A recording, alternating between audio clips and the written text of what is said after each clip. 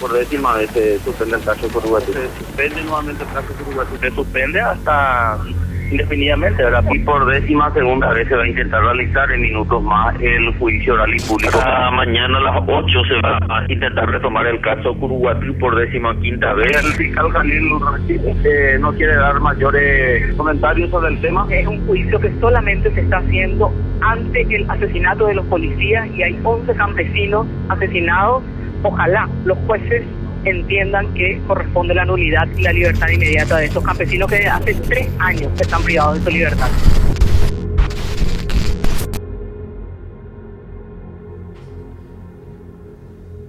Ministerio Público tiene uso de la palabra.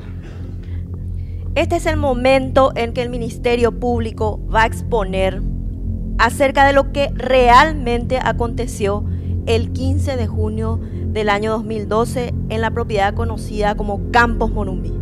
Haremos público por este medio, señores miembros del tribunal, la verdad real, la verdad histórica que fue reconstruida a lo largo de este juicio, señores miembros del tribunal.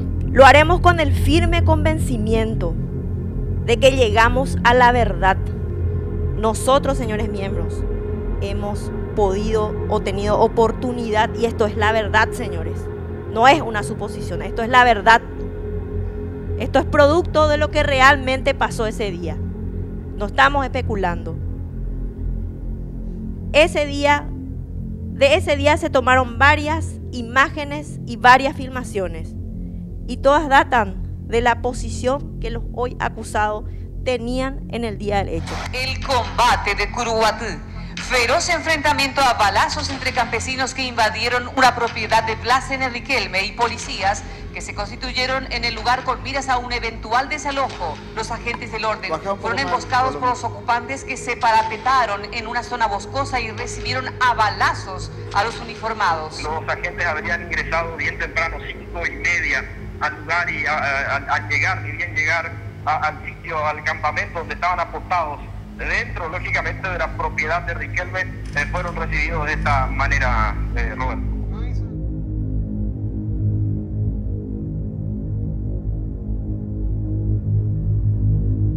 La acusación de la Fiscalía tiene, respecto al delito de invasión de inmueble ajeno, básicamente 2 vicios.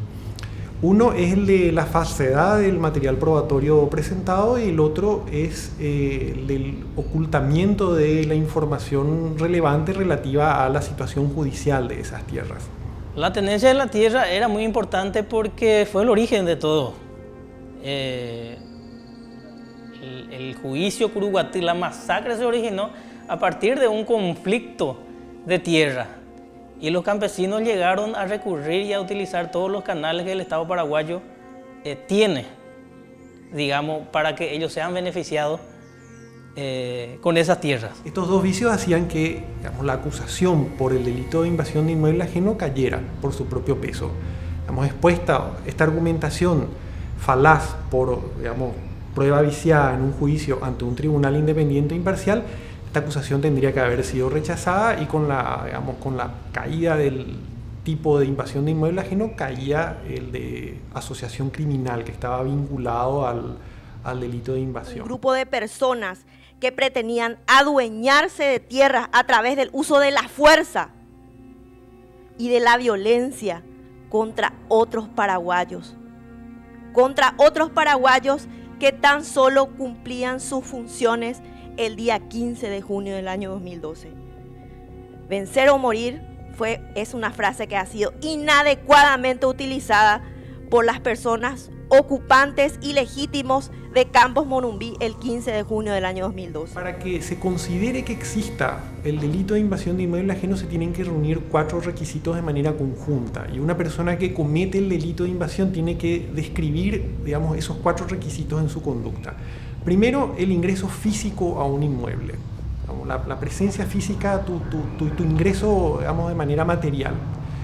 En segundo lugar, la oposición del quien, digamos, resulta ser el propietario legal de esas tierras. La situación de la tierra no estaba definida, por tanto, no se podía acusar de invasores de inmuebles ajenos a los campesinos.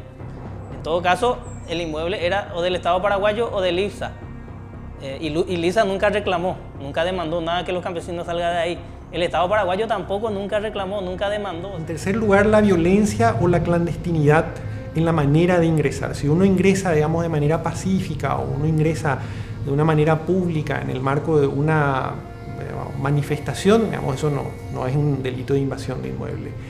Y por último lugar, se requiere que el invasor se instale en el inmueble. Un ingreso, digamos, para entrar a buscar una vaca que se te perdió o un ingreso accidental porque te perdiste, te extraviaste en el campo, no es invasión de inmueble ajeno. La acusación de la Fiscalía no demuestra uno de estos requisitos que es fundamental, que es la oposición del propietario, porque la empresa Campos Morumbi no es propietaria del inmueble.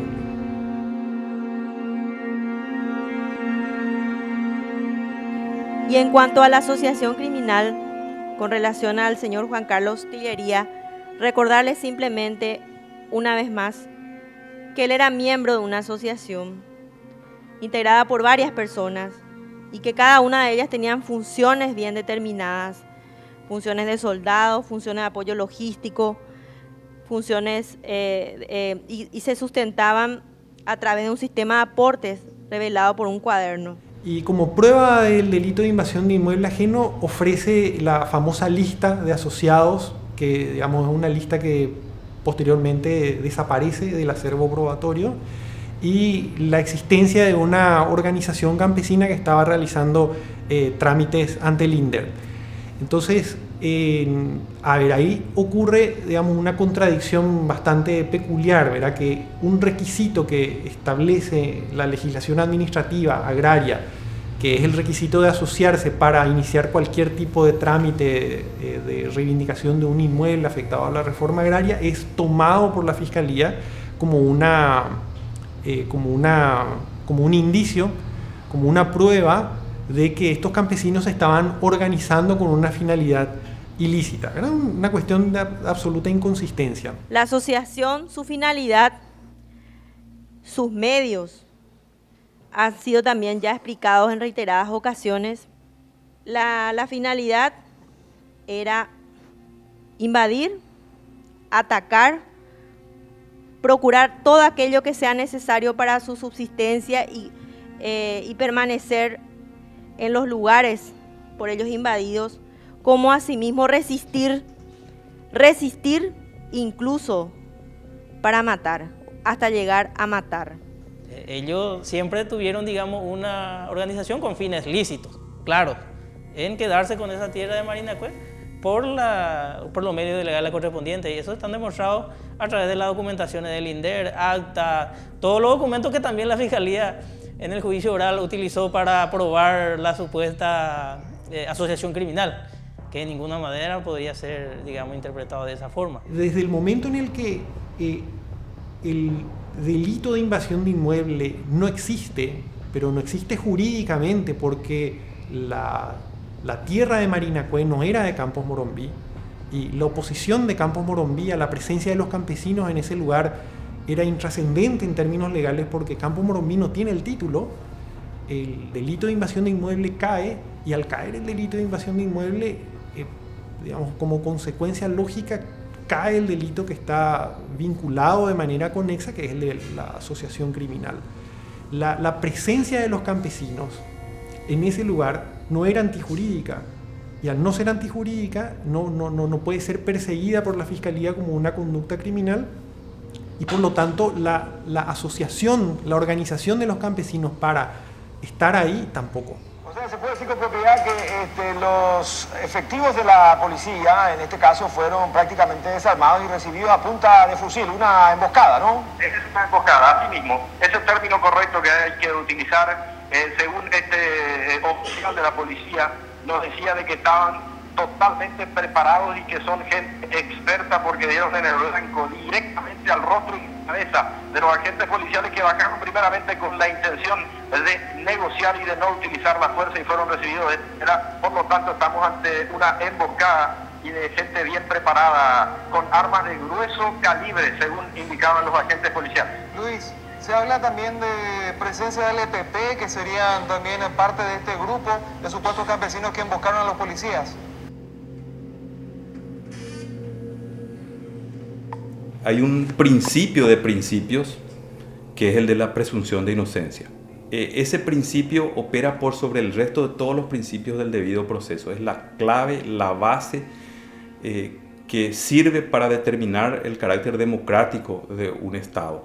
La manera en que un Estado primero resuelve un conflicto y la manera en que al resolver ese conflicto, porque no olvidemos que el delito es una manifestación de la conflictividad social, como lo hace desde la perspectiva del respeto de los derechos de esa persona que está sindicada, indiciada, imputada o acusada por el Estado de haber cometido un delito. Acá hubieron un rosario de irregularidades. Acá lo que sí es contundente y claro de que hubieron del otro lado personas que no son precisamente agricultores y que son tiradores profesionales. En ese sentido es importante remarcar que no importa si esa persona es o no culpable, a la larga puede terminar siéndolo. El principio sobre el cual operan los sistemas democráticos liberales es que esas personas que tienen un conflicto con la ley, con la norma, con el Estado y con su sociedad deben ser tratadas como inocentes. Según la fiscal Ninfa Aguilar, Rubén Villalba ya cuenta con frondosos antecedentes. Justamente Rubén Villalba, uno de los líderes reconocidos, además con orden de captura por hechos vandálicos ya de 4 años atrás, toma de rehén de asistentes fiscales y policiales. Es indicado como uno de los principales cabecillas de los presuntos sin tierras en prácticas militares. Como la fiscal Ninfa Aguilar sostiene que tenía frondoso antecedente, a ese momento de que fue entrevistada la fiscal, Rubén Villalba no contaba con antecedentes más que aquel famoso caso de Pindú. Sin embargo, una vez más la prensa habla de frondosos antecedentes, que son cosas totalmente diferentes en tener una investigación en contra y de frondosos antecedentes, solamente para dejar esa constancia a su señoría. Toda la investigación en sí tiene muy graves vicios en los primeros momentos del procedimiento. Y estos vicios tienen que ver fundamentalmente con dos cuestiones que son gravísimas. Primero, el mismo equipo de fiscales que solicita el desalojo de Marinacue y que provoca de alguna manera la masacre, es el que se encarga de realizar o de dirigir la investigación de la masacre en las primeras 48, 72 horas. Yo llamaría de que son tiradores preparados. ¿Quiénes u otras formas se estaban preparando, ya que, como sabemos, tenemos el resultado de que todos fueron en la altura, en el cuello, en la cabeza. Entonces, de alguna u otra forma, venían preparándose. Ahora bien, ¿por quiénes? Eso estaría también formando parte de la investigación. La misma fiscala que ordenó el desalojo es la fiscala que imputa a los campesinos, que ordena el levantamiento de cadáver. Entonces estamos hablando de una persona, de un funcionario que está afectado a lo que ocurrió, un funcionario que tendría que haber estado como investigado por lo que ocurrió y no como investigador. Y a partir de ahí ya podemos poner en tela de juicio todo el levantamiento de pruebas en esas primeras 48, 72 horas que son cruciales en cualquier investigación de un homicidio múltiple como este tipo. Ese día llegamos para el procedimiento a Campos Moronví. Justamente habíamos encabezado aquella comitiva por parte del Ministerio Público, mi persona y también el doctor Diosnel Jiménez, quien era el fiscal coadyuvante en esa ocasión. Cuando Ever Loera y su grupo ya están ingresando dentro de Campo Moronví, con la patrullera o caminando, cuando ya están ingresando al lugar donde están los campesinos, ¿vio si sobrevolaba el helicóptero o no? No recuerdo. Desde entonces digamos a Erben Lovera, PMP atropellamos violado atropellata. ¿En cuántos lugares y cuántas armas usted vio en ese día? No recuerdo. ¿Qué tipo de armas se encontró frente a la caseta? No recuerdo. ¿Usted vio ese día de que las armas fueron tomadas por el personal policial de investigación con guantes? No recuerdo.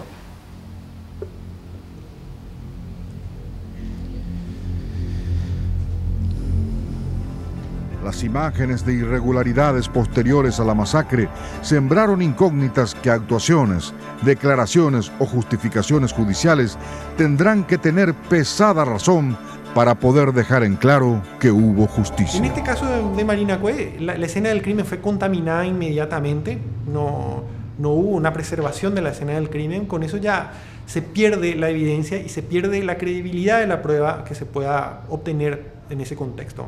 Y no hay cadena de custodia. Tal es el punto que hay un arma, que es la única arma que está en condiciones de ser usada y que puede disparar en el acervo probatorio, que fue incorporada extemporáneamente días después y que es un arma que no estuvo nunca en la escena del crimen, y eso está evidenciado en la carpeta fiscal. Hay una denuncia policial de una persona que no vive ahí, que vive en otro lado, en Curuguatí, que denuncia que se le robó la escopeta, pero días después de la masacre, que la escopeta aparece en otro lugar y que, bueno, sin embargo, a pesar del origen claramente no vinculado a la masacre, esa escopeta es incorporada al acervo probatorio y presentada como prueba en el juicio, y es utilizada por el tribunal como una prueba válida para fundar su condena.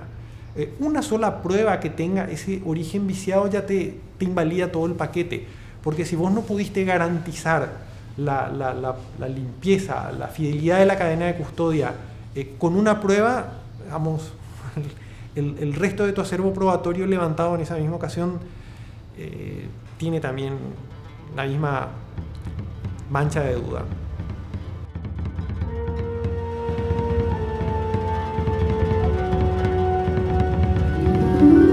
Entonces vamos a llamarle al primer testigo. El licenciado Pablo Lemir. Si puede empezar, si puede explicar en qué consistió el trabajo pericial realizado, doctor Lemir. Recibimos los cuerpos y se toma la decisión de formar equipos de trabajo. En total se armaron 3 equipos con 2 médicos forenses cada uno, y obviamente a mí me toca hacer el informe conjunto de todos estos trabajos por el cargo que represento. Y aclaro acá, más que autopsia, eran inspecciones corporales y extracción de evidencia biológica, no biológica en el caso de las municiones. Doctor, para determinar exactamente qué fue lo que produjo la muerte, ¿es necesario la autopsia? Lo ideal, y en un mundo ideal, toda muerte violenta es igual a autopsia. O sea, en un mundo ideal todo es igual a autopsia.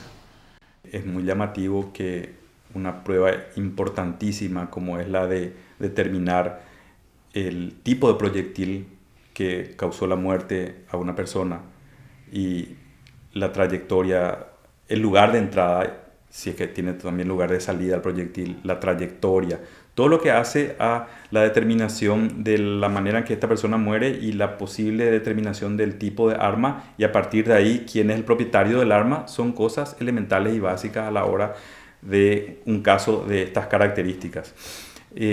Esto podríamos decir que se inscribe dentro de un modus operandi del sistema de justicia en nuestro país, y sobre todo de los órganos de persecución penal, que podríamos denominar como flexibilización de los medios probatorios. Es como que en cierto tipo de delitos, cuando los sujetos son algunos en particular, la necesidad de demostrar fehaciente y acabadamente la situación que se dio en un delito determinado, determinar a su vez las causas de ese hecho, se flexibilizan en contra del individuo o de la persona, dependiendo de quién sea. Y mientras tanto observamos en otros casos que involucran a otros tipos de personas que se requieren de innumerables pruebas y de repeticiones de pruebas muchas veces para determinar la participación de una persona en un delito determinado. En el caso del señor Erben Lovera, él recibe un total de 10, se observan 10 orificios. Lo que se extrajeron fueron 5 balines en total y recibe disparos de diversas trayectorias. Usted había hecho referencia sobre la necesidad de que los cuerpos lleguen con la respectiva vestimenta y también con las posibles armas. ¿Usted recuerda haber examinado alguna ropa de los efectivos policiales? Yo sinceramente no me acuerdo si traían o no prendas, pero de la ausencia de descripción que está ahí en mi informe debo colegir que no venían ya con prendas, ¿verdad? Doctor Pablo. Sí. ¿Ustedes han sacado placa radiográfica? Lo que está en el expediente son las tomas fotográficas. Las placas supongo que tiene el Ministerio Público o la Fiscalía. La herida número 5. En este caso ni siquiera tenemos la fotocopia de la placa radiográfica. No se agregó la foto de... ¿No se sacó medida del orificio de esto? Se habrá sacado, doctor, pero si no consta, no voy a decir. Doctor, cuando se hace la inspección o revisión del cuerpo, ¿se mide la altura? ¿Cuánto mide el cadáver? La mayor parte de las veces sí. En el caso de Godoy no se hizo, ¿verdad? Por lo menos en el momento de escribir el informe no recordaba la dimensión o no la tenía anotada, por eso no pasó, para no mentir. Sobre la inclinación nomás, quería preguntarle, doctor. No puedo decirle la inclinación, doctor, ¿y sabe por qué? Porque ya la herida está suturada. Porque eso solamente, esas características me dice a mí la herida abierta. En este caso, por eso justamente aclaramos 2 heridas suturadas. En un término así más sencillo, el cuerpo ya fue profanado antes que llegue Objeción, al forense. señor presidente. Doctor, ya contestó esa pregunta, doctor. Doctor, en cuanto a unidad de medida, ya que se está refiriendo a corta y a media distancia, ¿cuáles serían tales unidades de medida? ¿Hasta cuánto o desde cuánto? Me es imposible responder su pregunta, doctora, porque para hacer ese tipo de determinaciones, que de hecho corresponden al balístico, ellos lo que toman es nuestro informe, donde nosotros describimos las lesiones, tienen que tener el arma sospechada con una munición igual o muy similar a la que se utilizó para producir el daño y hacer pruebas. La única forma de determinar ese metal que se encuentra alojado todavía dentro del cuerpo de Herben Lovera, solamente a través de una exhumación podríamos llegar a una conclusión. Sí. Su señoría, la defensa solicita que en el caso de Herben Lovera que se tenga que realizar la exhumación, atendiendo de que no se ha podido determinar qué tipo de proyectiles han quedado dentro del cuerpo, como tampoco la cantidad no condice con la cantidad exacta de orificio de entrada. Se rechaza el pedido solicitado por la defensa citada. Un tribunal que se niega o una fiscalía que se niega a hacer necropsias o autopsias a la hora de determinar las causas y las circunstancias de muertes violentas de personas, evidentemente está buscando ocultar algo y está buscando no la verdad, sino buscar probablemente un fallo que tenga más bien un carácter político que un carácter judicial. Los derechos humanos surgen como mecanismos para que los ciudadanos estén protegidos frente a su Estado, a sus autoridades, y que estas autoridades estén obligadas a promover esos valores y también a ponerse límites para no violentar esos valores. En el contexto de un Estado que tiene la capacidad de imponer castigos y de sancionar conductas que son reprobables, los derechos humanos tienen un sentido fundamental para legitimar este poder de castigar que le damos al Estado.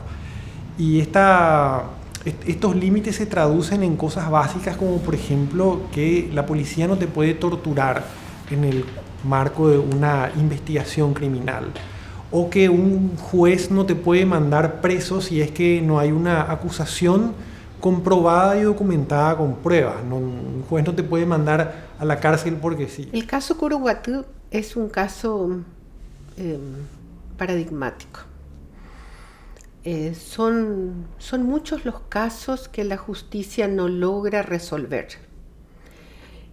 Población campesina, población indígena, que frente a intereses económicos muy fuertes son desplazados y cuyos derechos y acceso a la justicia no son garantizados. Fundamental para esta economía, digamos, de la extracción es desalojarle a los campesinos de las tierras que ocupan para que estas tierras sean ocupadas y sean explotadas al ritmo que la agroganadería y el enclave sojero requiere. El caso Curuguatí se ubica totalmente dentro de este contexto. O sea, Curuguatí es una zona de disputa entre la frontera campesina, entre los últimos asentamientos campesinos que quedan y el avance de este modelo agroexportador. Y muchas veces quienes vivimos en las zonas urbanas, quienes estamos en situaciones más privilegiadas que otras personas, no tenemos la suficiente empatía como para colocarnos en el lugar de personas como dirigentes campesinos u otros simples pobladores de zonas conflictivas que son avasallados en sus derechos, porque eso no nos toca. Y la masacre de Curuguatí iba a ocurrir de todos modos en un lugar así, en un contexto así, donde tenemos comunidades campesinas que están resistiendo a su desplazamiento que es muchas veces ilegal, y estos intereses transnacionales que están coaligados mediante pactos colusivos con los liderazgos políticos tradicionales, fundamentalmente con caudillos políticos que tienen control territorial en el interior y que a su vez cooptan a las instituciones del Estado, fundamentalmente a las instituciones de seguridad del Estado, para servirse de la represión institucionalizada y perseguir a sus adversarios. Sus adversarios en este momento son los campesinos y sus organizaciones. El debido proceso debe ser garantizado. El acceso a la justicia se basa en el debido proceso. Entonces, un debido proceso que no respeta esos principios que tienen que ver sobre todo con la inviolabilidad de la defensa, con la presunción de inocencia, con la posibilidad de seguir en libertad el juicio. Cuando son violados sistemáticamente, estamos ante un Estado de Derecho quebrado, evidentemente. Son varias las recomendaciones en ese sentido que otros estados hacen a Paraguay. Paraguay no puede hacer oídos sordos a esas recomendaciones. En términos jurídicos, el caso Curuguatí es un caso que se cae por su propio peso en cualquier organismo internacional de derechos humanos. Este caso llevado al sistema interamericano de protección de derechos humanos, o a la Corte Interamericana o al sistema de Naciones Unidas, es un caso que pierde Paraguay y que el Estado paraguayo va a tener que verse obligado a anular la investigación que se hizo, a reabrir de vuelta el juicio, a liberar a las personas que están detenidas, a indemnizar a todas las víctimas. Es así de simple. Y yo creo que en términos jurídicos, ese es el camino que hay que seguir. Vos hacer tu investigación en un plazo que está determinado en el Código Procesal Penal, y si tenés los elementos en tu investigación, vas a juicio oral y acusás. Ese es otro momento procesal. O inclusive, llegado tu plazo, puedes decir, ¿sabes que no hay elemento para acusar? Le libero a María Gloria o a quien sea. No puedo acusar, que es lo que hubiera hecho Jalil, ¿verdad? Yo no tengo elemento para acusar. Mi investigación pudo haber empezado mal y todo, pero yo, por ese principio de objetividad, que es el que tienen que respetar los fiscales, llegado un momento tengo que decir, hasta aquí llegué. Recordemos que el Poder Judicial casi no sufrió cambios después de la dictadura. Muchas otras instituciones sí sufrieron cambios. Sin embargo, el Poder Judicial todavía no, y es la base de un sistema democrático. Es la esperanza de los ciudadanos tener acceso a la justicia.